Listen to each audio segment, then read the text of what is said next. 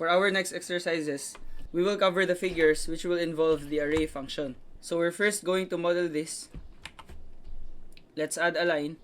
Again, for this exercise, the sides of the square measure 80 mm. So 80, enter, and we have another 80. Next, what we're going to do is we input array, select the object we want to replicate, then press enter.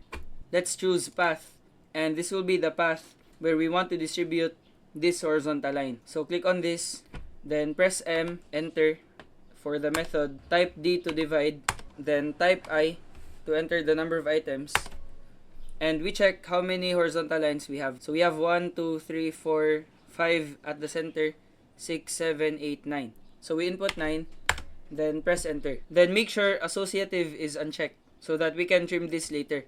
Now press the escape button. Next, type in mirror or MI. Then we select these lines. Press enter. Then we want our axis of symmetry to be 45 degrees so that we can draw the vertical lines. So you can click on this edge and click on this side. This will form a 45-degree angle, and we keep the source objects. Now next, we're gonna add a rectangle. We can place it anywhere. Now just click on the vertex and we place one on this side and this one at the top center. Click on this, and then we have this side. We place this on the opposite edge at the center, and this one, let's move this to the center. So this diamond already defines this part. Now we're just gonna trim what we don't need, so remove all of these. Now what we're gonna do next is we will use the offset function. Type in O, press enter, and for our offset distance, each of these lines are separated by this amount, essentially half of the diagonal of one grid. So we select this point and make sure we have a perpendicular line. This will be our offset distance. Now we click on the rectangle, offset inside, and we want to do this thrice. So click on this, offset, and offset again. We now have this figure. Now next, we are going to model this figure. Let's just copy these two objects, press enter, and we move this one to the side. Press enter. And then we use the array function again.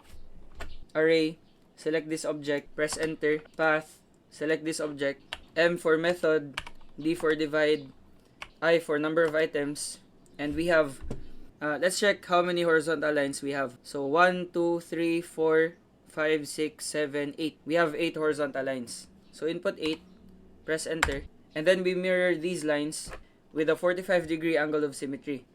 So use mirror, we select the following objects, press enter, select this edge and the other one, and we keep the source object. Click on no.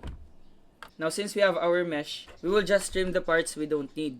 So input TR and then enter. We trim these parts going here. We have implemented the following cuts, and we also want to remove this one. Now here we want to move in this manner.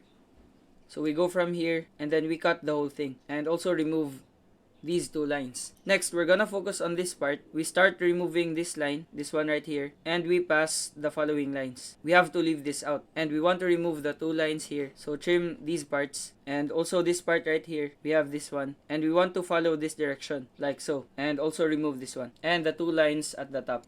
Then click on escape. Now for this last part, we're just gonna add a rectangle. We select any corner point, then our square is 80 by 80. So 80 and 80. Next, we're just going to offset by 10. Since if we draw a line from the center, like this one, we essentially have 4 divisions. We have 1, 2, 3, 4. If half of 80 is 40, 40 divided by 4 is equal to 10. So each of these lines measure 10 mm. So just input offset. Our offset distance is equal to 10. Press enter. We select this object and offset 3 times. 1, 2, 3. So these are the fundamentals in applying the array and offset functions.